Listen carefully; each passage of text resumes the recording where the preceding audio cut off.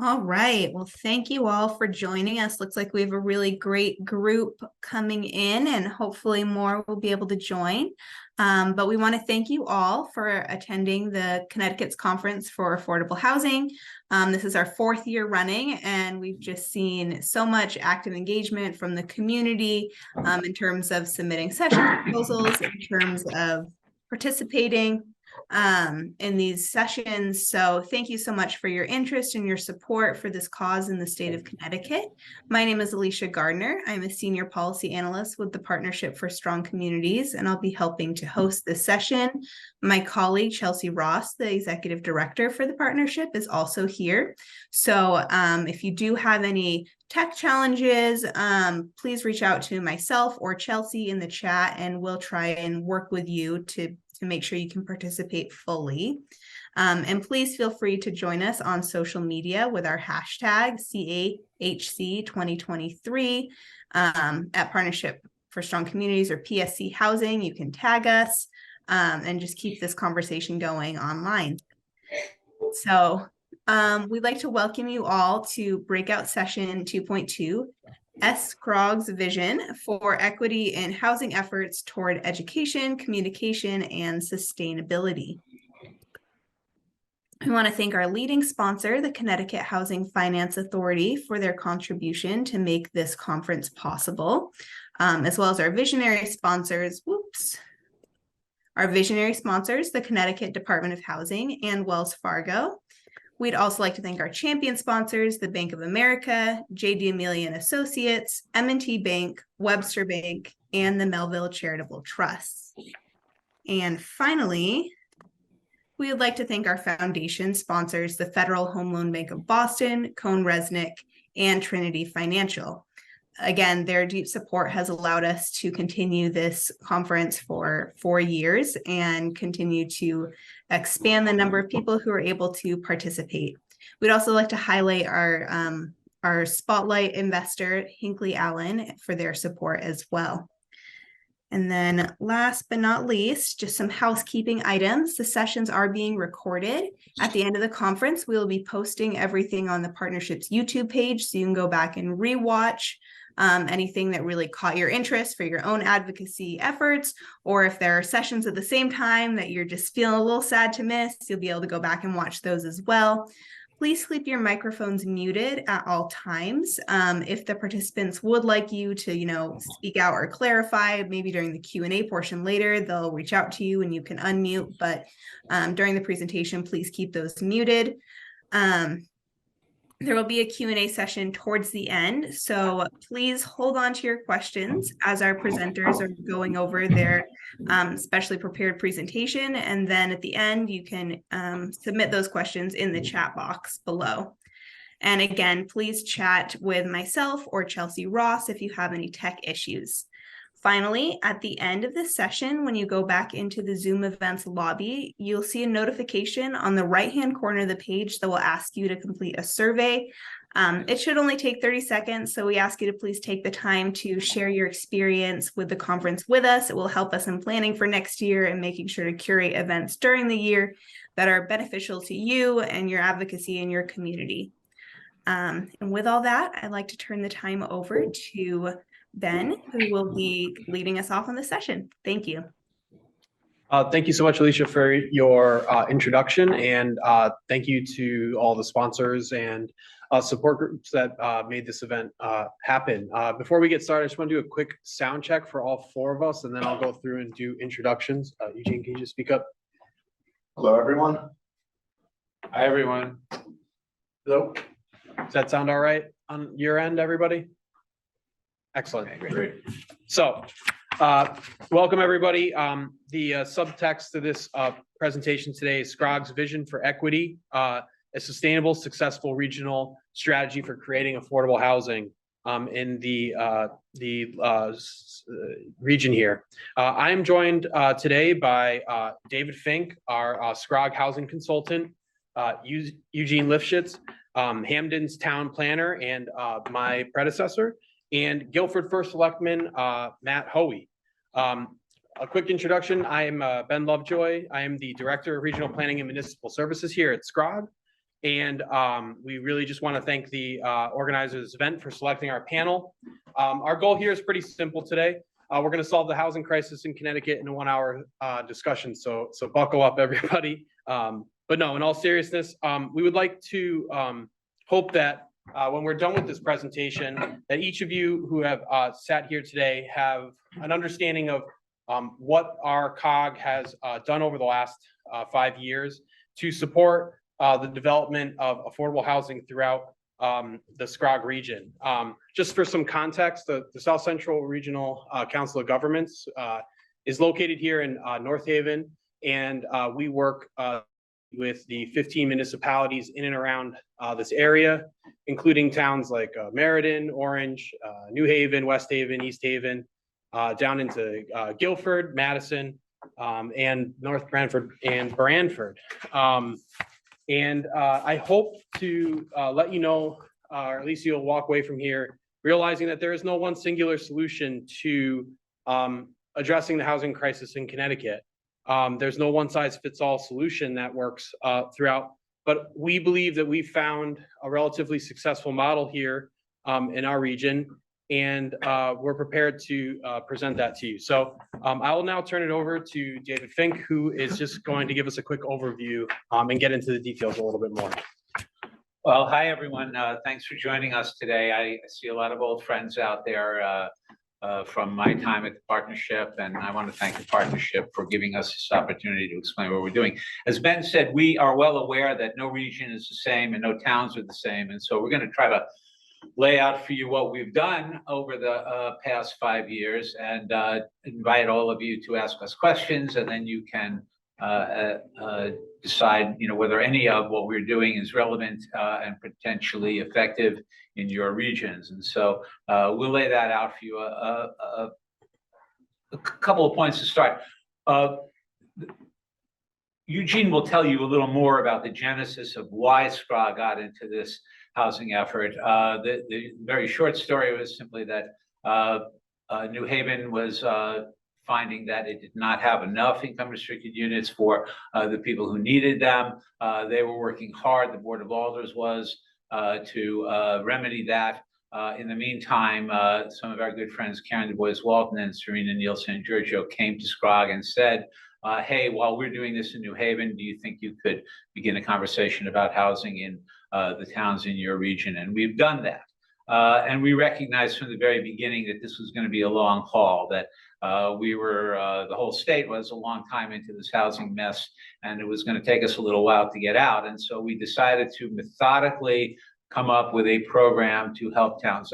Towns cannot be blamed for not knowing how to proactively create housing because they never had to do it before. So even if they had experience also, they didn't have, they weren't equipped with the wherewithal. As a lot of us know, the planning department in a lot of towns is one planner who spends his or her time, a lot of it anyway, at the counter helping some guy build a screened-in porch.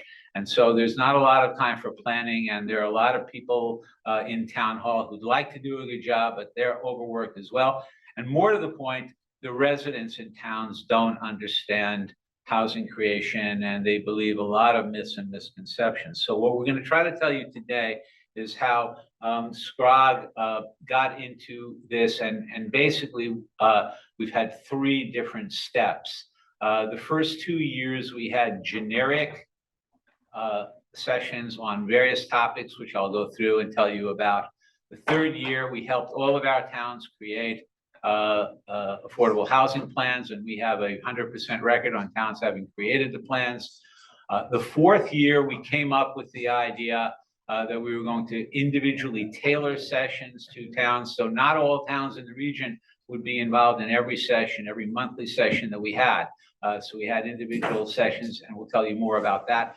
The other major effort that we began in year 4 and has continued in year 5 is that what we heard from towns along the way when we helped them create affordable housing plans is, please help us educate our residents because they don't know about housing. They believe myths like it's going to raise school costs and increase crime and lower property values. And our residents needed to understand better what housing creation was and wasn't.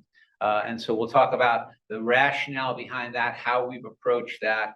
It's working pretty well. And finally, in this 5th year, we are now doing interesting things like we had a tour of mixed income housing around the region last month. In January, we're going to have a tour of the organizations that provide services to people who have become homeless. We are having some other tailored sessions, and we're already beginning our 6th year. So with that overview, I'll turn it over to Eugene, who really was with Carlo Mento. They were the 2 guys who started this effort and deserve the most credit for it. Eugene. Thank you, David. It wouldn't have been possible without the communication and your involvement.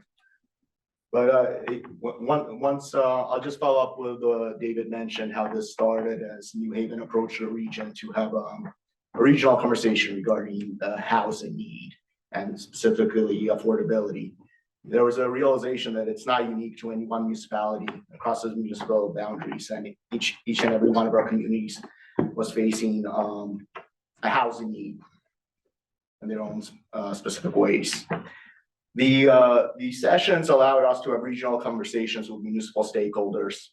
It allowed for understandings of the type of barriers each of the communities has faced and what they need to go through to address some of their needs. The regional housing initiative that David had described was originally addressed to develop a forum to have these conversations, essentially a safe environment, provide the municipalities with the resources and tools that they could reference and having their own local conversations within their communities, and basically go over best practices and see what has worked in municipalities, what hasn't worked, and give them the appropriate contacts and resources they would need to kind of address some of those needs. The support from the chief elected officials was extremely vital in developing this program, as their buy-in allowed us to tailor the sessions to their specific needs. Each municipality in the region is different. We range from urban communities, suburban to rural. There's communities that have aspects regarding septic systems. There's communities that are denser, less dense. So each one of these, has to have its own conversation topic and resources that could have been prepared. This also allowed us to essentially have a point of contact with each community, have a discussion of developing committees or leadership groups in the community to go discuss it within their, whether it's their commissions, whether it's local advocacy groups, so they could build the necessary support for it as well. This basically established the foundation to have a long-term effort and for us to continue going from year 1 to year 6 and slowly evolving the program to meet the community's needs. So again, the key aspect is forming the momentum needed to have these conversations, to basically learn from each other, and to essentially build the local support within the communities to kind of move this process forward. Matt, how you were on the board of SCROG, how did the mayor's first selectman see this effort unfolding? How much support did you need to kind of try to coalesce to get behind it? Dave, I don't think there was a significant resistance to it. In fact, I think it was welcomed with open arms because the legislature had put the onus on each of the communities to develop their own affordable housing plan. And while Guilford had developed somewhat of a reputation for being ahead of the curve on some affordable housing projects in the previous 20 plus years, we had accomplished building a couple of those units, not units, but, and I hate to use the term projects because that's a no-use word in these conversations, as you alluded to earlier. So we 3 successful programs that were done, but that didn't mean we were experts in this game. And to your point, we have some staff constraints, believe it or not, in some of the smaller towns and communities. That town planner, might be at the desk taking an application, might be preparing recommendations for planning and zoning. Oh yeah, and then maybe starting to work on the plan of conservation and development or our transportation plan. So there's significant amount of opportunity for us to get outside expertise in addition to just staff relief, because most town planners are not, well, I shouldn't say that, most town planners have to do so many different things, right? That to be able to focus exclusively on something like this would have basically taken them out of their day-to-day roles for quite some time. And I think the CEOs also realize that this is a regional issue. It's a statewide issue. It's a national issue, it's a statewide issue. But regionally, we are so intertwined with access to services and providing opportunities for folks. So it's not just a regional solution. It is tailored solutions for each municipality within a plan that supports the region in general, if I can paraphrase it well enough. So in effect, we realize it can't be done by the urban centers alone. And also, we need it in our communities. We have significant need to house affordable, to have affordable housing. Now, affordable housing may look a little different in Guilford than it does in East Haven or New Haven. We have employees that work for the town that can't afford to live in town. They can't afford to buy a house in town. There's a limited supply of rental properties, and that was one of the things that was probably most eye-opening for us, was the existing conditions portion of the study that was put together, was to define how much of a lack of housing versus the demand that was exhibited during the community survey portion of pulling this program together. So I may be a little further ahead, but I think most of the CEOs saw this as a benefit to our communities, a benefit to our region on several levels. So that's how we tried in the first 2 years to fill that void. We had a situation where we knew we wanted all the towns represented at monthly meetings about housing. So we decided to call it a housing work group. And I think in the first 2 years, we served lunch. Bribery work. That tended to draw people to the meetings. We had sessions that, as I said, were generic. They were open to and I think applied to most places. So let me give you an idea of the sessions that we created. So we had one on proactive housing strategies used by other towns. We had one with working with developers. We had one on class, race, and equity, which, as we all know, is the elephant in the room. We had one on combating myths and misconceptions. Another one on the vital housing data that towns need. We had people who deal with housing from Data Haven and other places. We had strategies and tactics of zoning. We had TOD because the SCROG region is kind of the locus of points for commuter rail. We have, I think 9 of the 15 towns have commuter rail. And we had buildings smarter to promote connectivity. So that was those are the kinds of sessions we had in the first 2 years. And they were interrupted, as all of you know, by COVID, but we continued on and we continued to do them, virtually. And those worked, those were great. And we began to develop, if you will, an esprit de corps. I think everyone in the region began to understand that everyone else was working on it. And the housing work group included several first selectmen. Matt was there, Jamie Crossgrove from Branford came. We had planners. We had members of the public. We had designees of the mayors and first selectmen who came, but we had full meetings every time. This conference room, both at the table and around the periphery, the seats were filled. And the idea, again, was to give not a prescription that was going to work in every town or should be followed by every town, but rather a variety of tools and methods and strategies and a list of experts, introducing them to experts. And one good example before I turn it over to Eugene to talk about third year, we know that builders and developers know their business. So we had a great session right before the pandemic began, where we had 4 builders here who talked about how they can go into a town and how they know the market and they know their costs. And we told towns, there's nothing wrong with inviting developers to your town. and have them walk the town. And if the town has designated parcels A, B, and C as potential for development, see what the builder has to say. Maybe he or she will say, well, A is good and B is okay, maybe, but C, forget about it. And have you thought about D and E? That's the point, that we can't expect towns to know and be perfect about, be experts on development. So bring in the experts who do. So that's the basic point of the first 2 years. It worked great.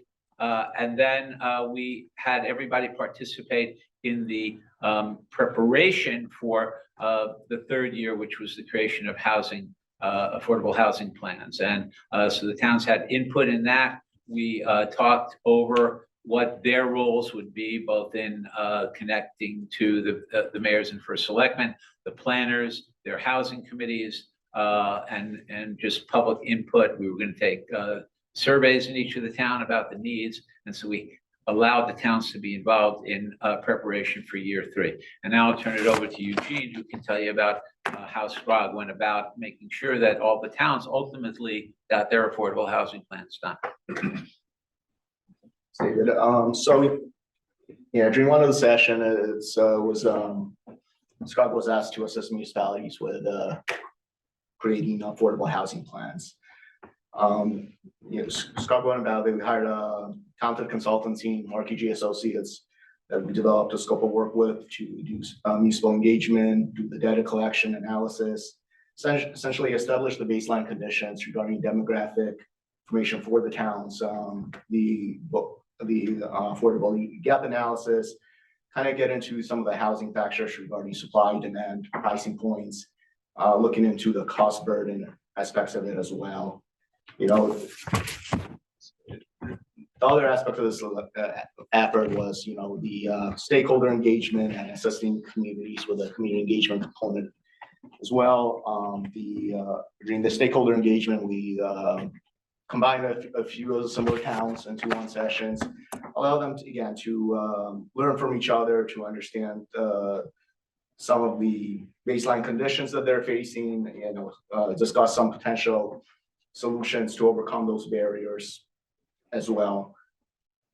A lot of the data components, there's a lot of commonalities that were found within the analysis. A lot of the municipalities had a housing shortage on both the highest income ranges, basically 120% and above, and the lowest under 30% MI as well. That essentially within that environment caused more competition towards the kind of middle housing market within the towns.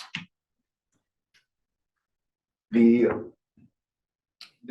effort allowed us to gain insight on the housing stock conditions for the communities. It also allowed us to work with the municipal representatives directly on how to tailor the goals and recommendations that were specific to their communities. We provided them best practices for what they could review, whether they would be able to apply some of the strategies to their communities.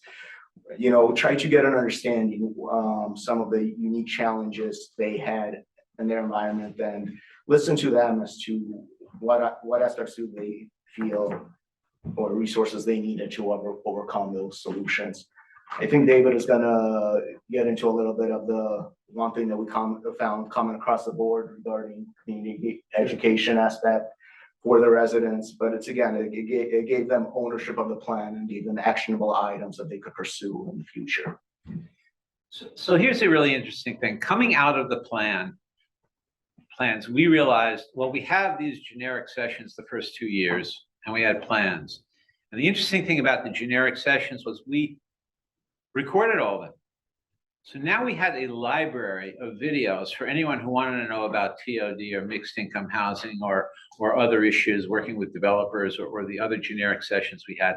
And we had collected an enormous library of newspaper articles and other publications that related to each of those sessions, which we also have on our Basecamp and website. So now we have this library for anyone, a new zoning commissioner, a resident of the town, a new first selectman, anyone to tap into when they wanted to. So we realized into year 4, there was no sense of replicating the sessions we've done already. So what we decided to do instead was meet during the summer with the towns. We had a great meeting. It was still, we were still a little worried about COVID, so we met in chairs on a nice circle on the Branford Town Green. And we got ideas for sessions that would fit individual town needs. So a good example is that in this region, as urban as many of the towns are, a lot of them have a lot of open space and, more to the point, don't have sewer or water. But that doesn't necessarily mean that they can't create density and therefore mixed income housing on land that doesn't have sewer or water. So we had a session for not all the towns, because they weren't all interested, but a lot of the towns that had open space were interested in the session we had on the state of the art of handling wastewater and getting water out of the ground for wells, so you could create density even when you didn't have infrastructure. We had sessions on missing middle housing, because we know that in certain of our towns, building to scale was not going to be 100 or 200 units. It was going to be 30 or 40 or 50 units in a location. So we wanted to talk about that, or maybe 8 or maybe 12. So we had a whole session on that. Another thing that we found was really interesting. We know through the course of creating the affordable housing plans, we talked to our consultant in Boston. We were driving by an old strip mall one day, and I said, I've always thought it might be a good idea for towns that have these 50s and 60 eras strip malls, 6, 8 towns, lots of towns have them, and you drive by and 3 or 4 of the storefronts are vacant. Why doesn't the town talk to the owner of the strip mall and say, hey, when the leases are up on these others, maybe this is a good place to put higher density multifamily housing, because they're typically on a bus line or a commercial strip. And he says, the Metropolitan Area Planning Council of Boston did a study of their 70-odd town region and found that if just 10% of the old strip malls in the Boston region were converted to multifamily housing, they could create 120,000 units. I said, amazing. So we got the guy who did that study for MAPC to lead one of our sessions here. And we got a lot of nodding heads, because a lot of the towns have those old strip malls and see them as potential candidates for redevelopment. Another thing we did, a lot of towns have open space and they want to preserve it. So we had a whole session about why housing creation and preservation of open space are not mutually exclusive, that you can do both. So that was an important part of the 4th year. But the other thing that we learned when we, as Eugene said, when we did the affordable housing plans, we heard from every single town saying, would you please educate our residents? And Matt will be able to talk to this because he's had experience with it, and Eugene has too, because they've both been able to. We decided that SCROG would provide facilitation of community discussions in the towns. And we were going to do it in a nonpartisan, non-judgmental way. In other words, begin to grow a group of residents who not only understood housing creation, but also needed the opportunity to talk about their concerns about adding new housing to town. Because as all of you, I'm sure, out there know, residents immediately worry about what's going to happen to my quality of life. Is crime going to increase? Or school costs going to go up? Property value is going to go down? What's the impact of this? And as all of us who've taken behavioral psych know, fear of loss is a major driver for how people act, and they're afraid they're going to lose the community they have. And so we wanted to deal with that, and we've gotten into it in a way. About half the towns now have begun community discussions. There are different stages of development, but the basic idea is that we want Joe Blow to come to that meeting, and we want to recognize that he has not irrational concerns about his quality of life and family. I mean, the largest check he ever wrote was for that house, and it's not irrational for him to worry about, how whoever's moving down the street is going to affect his family's security and his kids' education and everything else that's tied up in that house. And so we want to give the people in the town a chance to be heard. because they're not going to listen until they feel they've been heard. And this is really going well. As I say, it's slow. We're in it for the long haul, and we will enlist more towns. But that was the major effort coming out along with these tailored sessions. And now I'll turn it over to Eugene and Matt. Maybe we'll start with Matt about how these conversations are going in their towns. David, thank you. As I mentioned earlier, I think Guilford has demonstrated a history of being supportive to some degree relative to affordable housing, and largely because there were a couple of successful models that may have taken some of the fear component out of play in our community. But then again, you turn around, you know, Guilford is a town that has 4-acre minimum zoning in portions of it. We are a significant rural population. We do not have sewers, so density is a challenge, right? You know, water, you know, Connecticut Water Company is not available everywhere in the community. So there's still, you know, some pockets of resistance, and people who point to the fact that, you know, that's not really what we are. But the fact of the matter is we are becoming more of what we would like to be and have over time. But to your point about getting community support, one of the things that I found very valuable in the effort to produce the report was the community survey aspect of the report. We went out into the community to garner, to get interpretations, and to identify where they thought the needs and demands were. So I think the results of that survey were largely supportive of moving forward with the initiative that we were talking about. Then we moved on to the community conversations with another gentleman by the name of Fink, who absolutely knows how to run those sessions. He's terrific at what he does. And we have been able to, for lack of a better term, get some tentacles out into the community, right? Influencers, people who other people listen to, respect, and to bring the conversation, to teach them how to talk about the issue of the need to develop affordable housing in the community. We had some success with that previously when we approved the Woodruff House project. We engaged the Guilford Foundation, we engaged the clergy, we engaged some other folks. Those are some of the same target audiences we're looking at with the community conversations, but now we're doing things like the Rotary, the St. George's Men's Club, okay? In a variety of areas where heretofore we hadn't even started having those kind of conversations.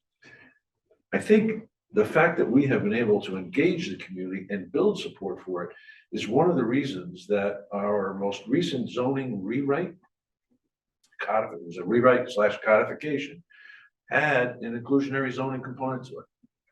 And based on the feedback we got in the community, and that included some that was not as supportive, our planning and zoning commission felt comfortable moving forward in Tony Guilford, Connecticut, with inclusionary zoning. All right. Now we did include a fee in lieu of for opt-out, because the longer term vision for us is that we want to start to build an affordable housing trust fund. The study itself informed us through the tactics that there were a couple of things we should consider, and the town planner at the time, Jamie Stein, and I committed to those in this document. And one of them was inclusionary zoning, the other was the creation of an affordable trust fund, and the third was the establishment of a full-blown commission on affordable housing, where to this point we had only an ad hoc group working on it, doing wonderful work, but it was an ad hoc group. So, those are some of the, I think, some of the benefits that we've seen from the survey, which basically told us what the community was thinking, and then being able to spread that news, that information in different ways. So, and by the way, I love your quote. I remember it as, people don't fear change, they fear loss. Right? So, and I think we've taken some of that out of the equation. Yeah. Eugene, how's it gone in Hampden? You've had a conversation going. Yeah, I had. It was a kind of full circle moment for me. Coming from here and going down to Hampden. I think working with Ben has been a wonderful experience. Through the power mapping sessions that we had, we were able to identify stakeholders that provides both support towards housing developments within the town. We're working on methods right now to kind of engage that stakeholder group and continue those conversations. and have them reach out to the community.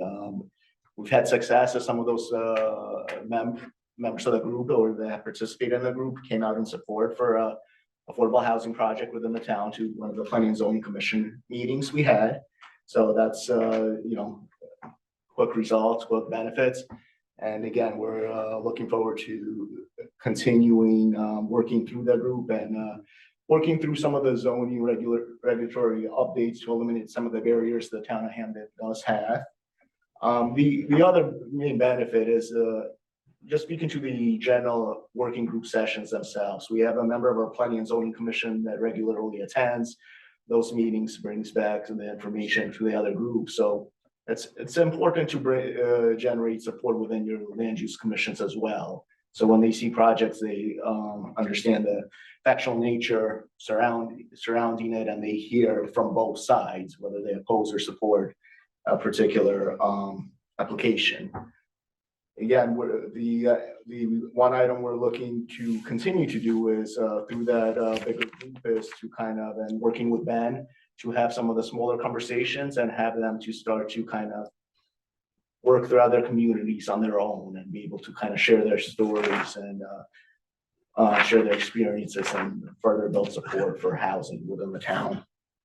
And we're going to turn it over to Ben to talk about how we're going to move forward. But just so you understand, the tours we have worked. We're going to continue those. We're going to debrief in our meeting on Wednesday, our October tour. We will debrief our January tour of homeless services organizations in support of housing and shelters that most people have never seen before, and they will, again, to engender support in the region for supporting the people who are helping our homeless population.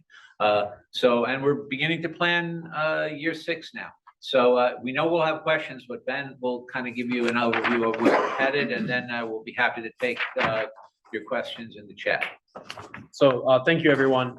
So as you've probably been able to understand, I mostly inherited this program as we've entered or executing year 5 and then thinking about year 6. Myself, as the program director here for this, has decided to continue this work because I feel it is the single most pressing issue impacting our region. Housing touches every component of life. It is where I heard this quote once, it's where jobs go to sleep, is housing. And I think that we need to understand that the more people that learn about housing, whether it be through, as we described, our curated trainings, workshops, the housing working groups, the tours, but mostly the more that we educate the public about this issue, the more we find that our decision makers have success.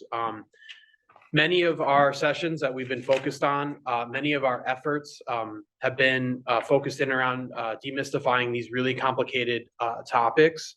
And ideally, we are able to change the community perspective on why it is critical that the development patterns that we have practiced over the last 50 years here in Connecticut don't really line up with what the demographic trends are, what our business trends are.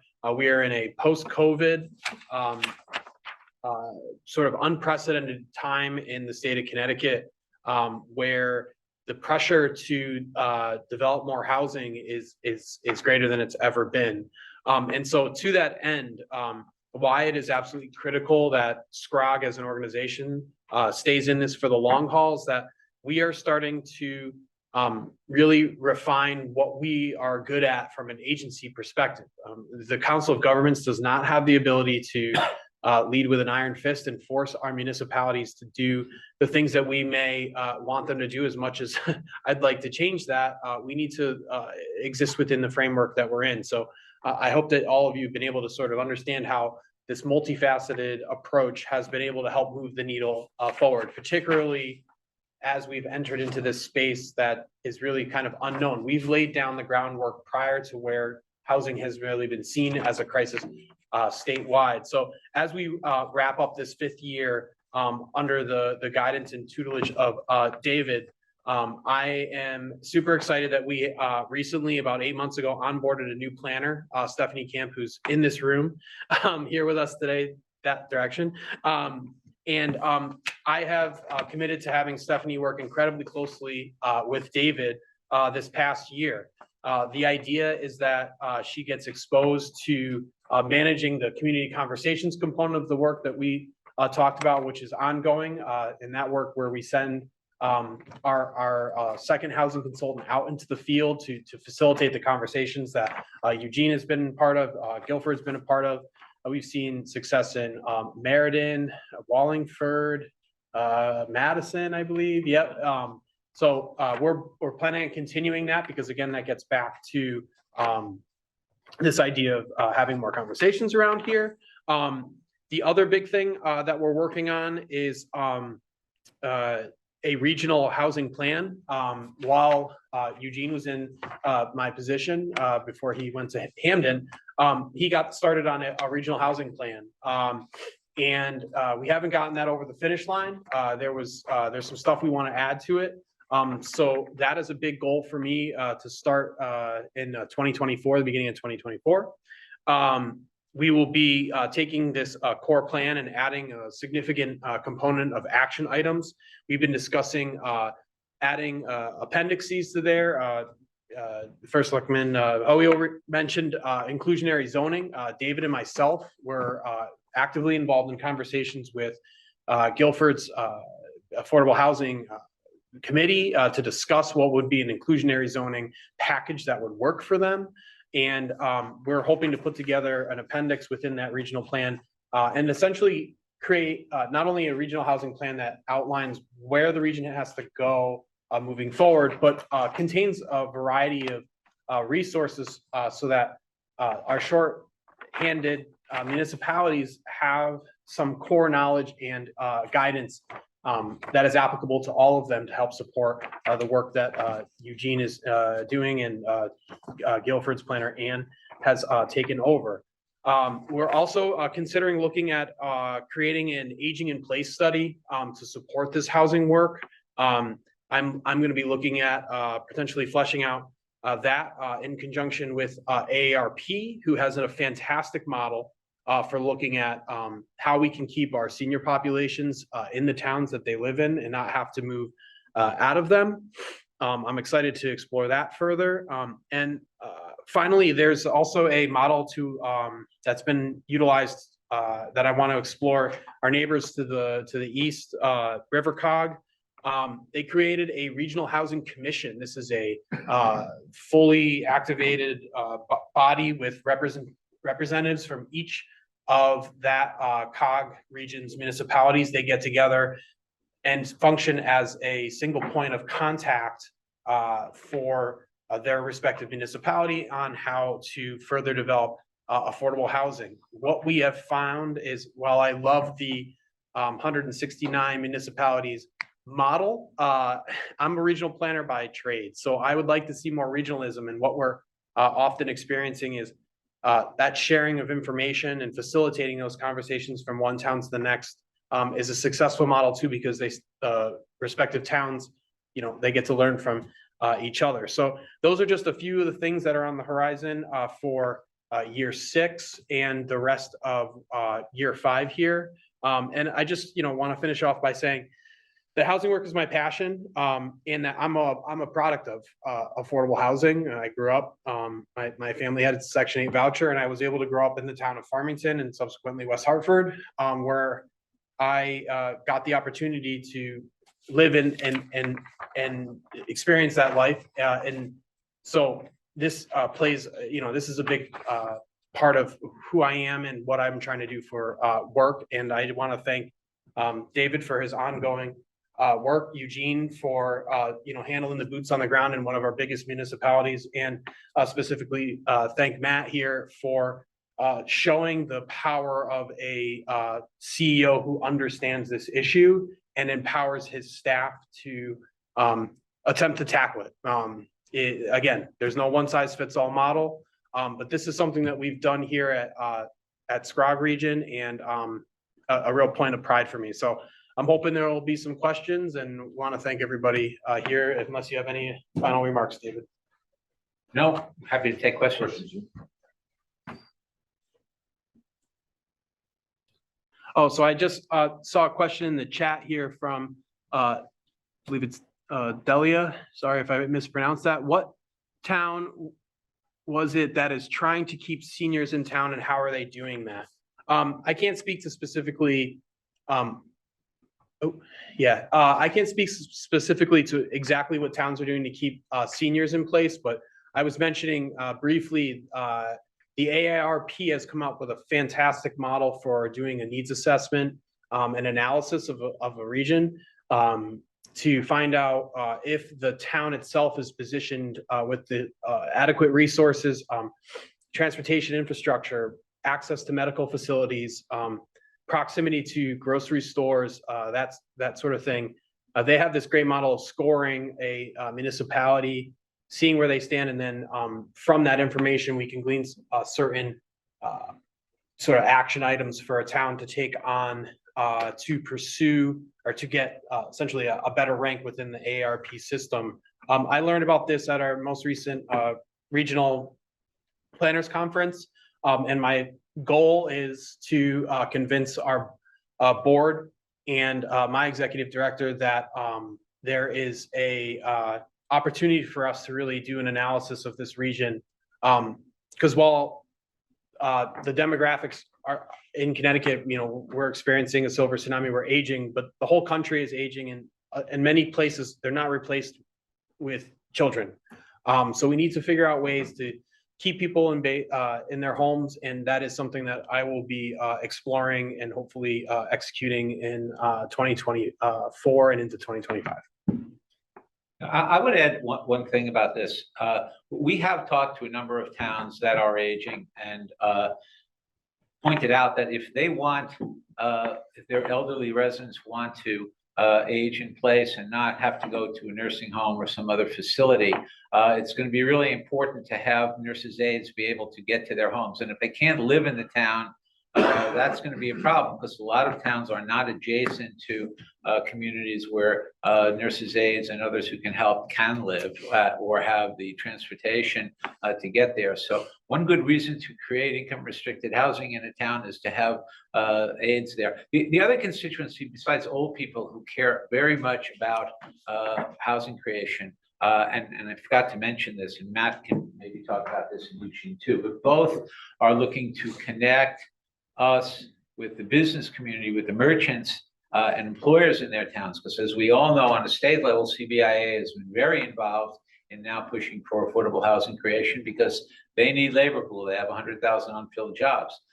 In the towns, we know that merchants and employers are having a hard time finding labor pool, and they can't afford to increase wages. What they prefer is if their employees' expenses came down, and that means housing costs. So I don't know if you, Matt and Eugene, want to add anything to that. David, I talked briefly on this earlier. I talked about the fact that many of our town employees can't afford to buy, and there's a dearth of rental housing available.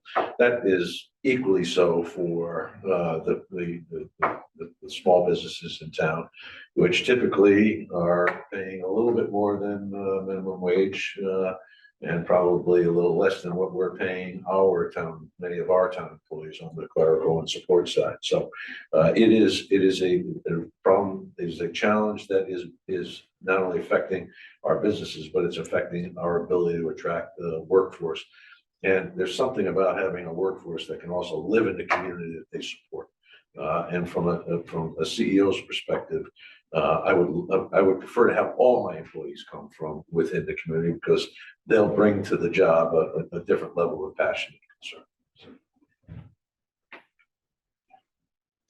Yeah, I mean, I'd agree with it. I think it's important to get the business community involved in the conversation, as to understand their needs, to understand their employees' needs, and ensure that there's a process for them to be able to have affordable places to live within the town where they work. Yeah.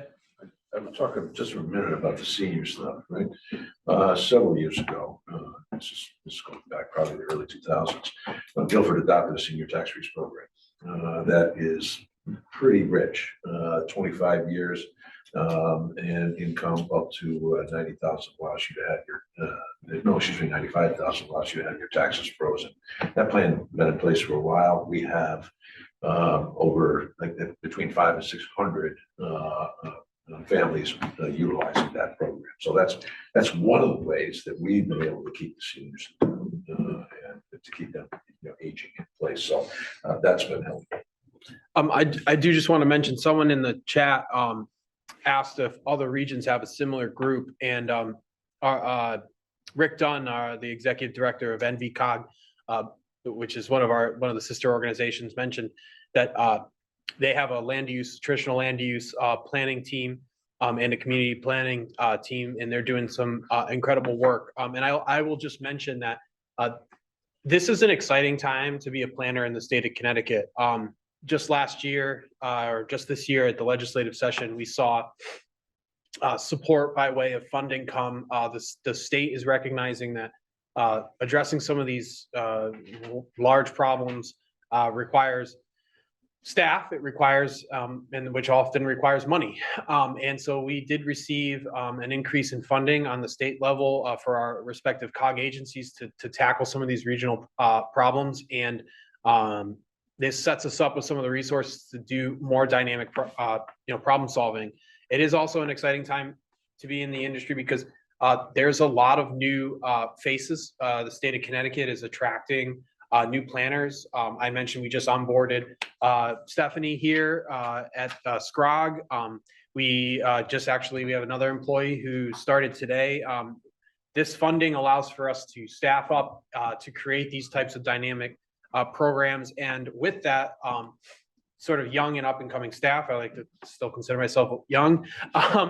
We're looking also to connect so that we can talk to each other across COGS to find out what other types of programming that we're doing that are successful. As David mentioned earlier, we did a tour throughout the region where we hired a bus service, invited planning and zoning commissioners from across the region to get on this bus and tour what affordable housing 830G developments look like.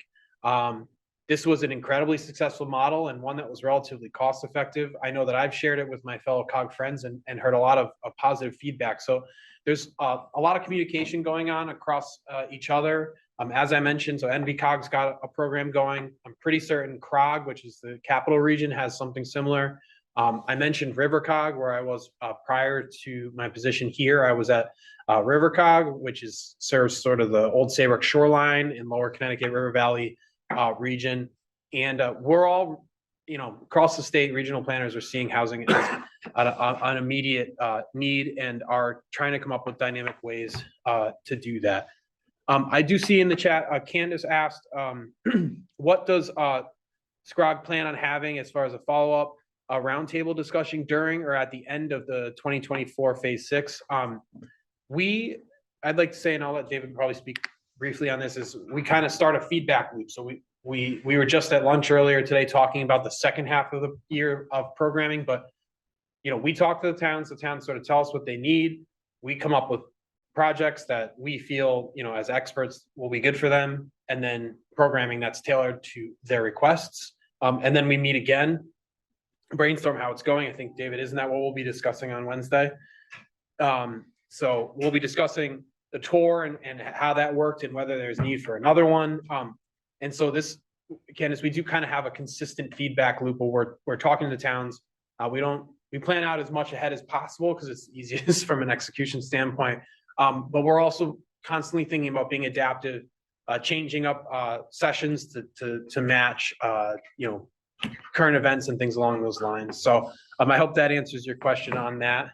And if there's any more, people can please put those in the chat. I think we got a few more minutes. We got minutes time for I would just add on that. I mean, if you at a council of government or anyone else is looking to help the towns in your region, they want help. It's just they're really busy. I mean, you try to get a guy like Matt Hoy, who is not only a wonderful guy, but really concerned about housing creation in his town. And it's hard to get him on the phone, not because he's ghosting me, but because he's busy. I mean, I've known Eugene forever and he's busy too. And all of the people we have involved in the region, in the towns, care deeply about this, but they're busy.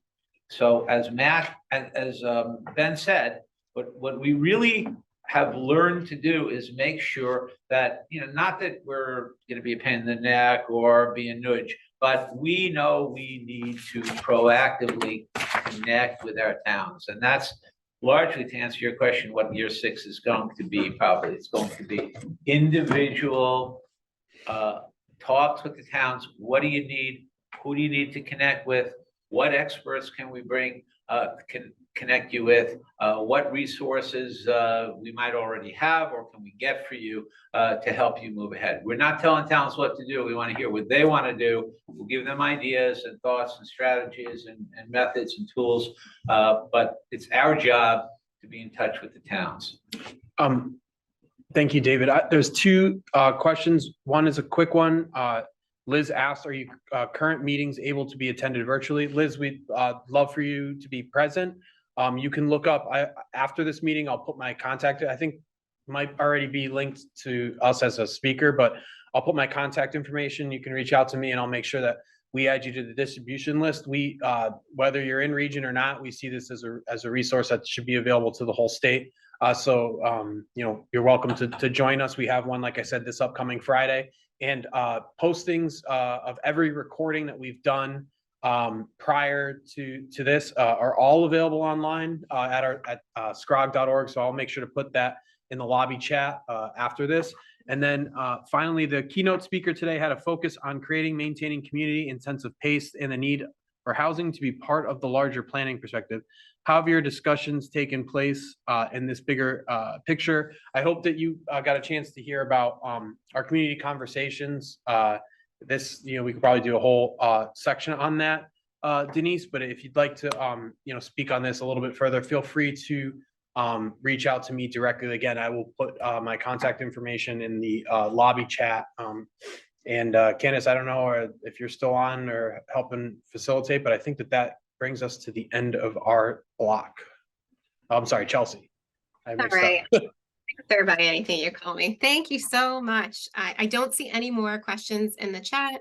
I just want to thank all of you for participating. Thank you to our panel. I see some Zoom clapping. Really appreciate you sharing your wealth of knowledge and for being willing to follow up with folks and answer additional questions. But I think that's it. And I see Delia wants links to the event on Friday. Ben, any way for folks to get that information? So it's going to be Wednesday.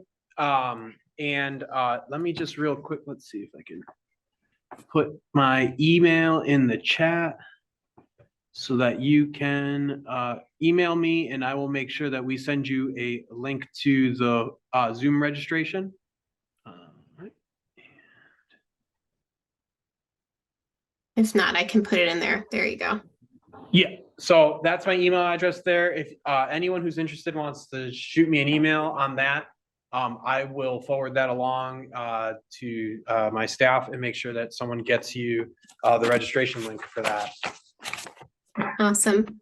Thank you, gentlemen. We really appreciate you, and we'll see everybody at the final breakout session for today. Have a great day. Thank you. Thank you.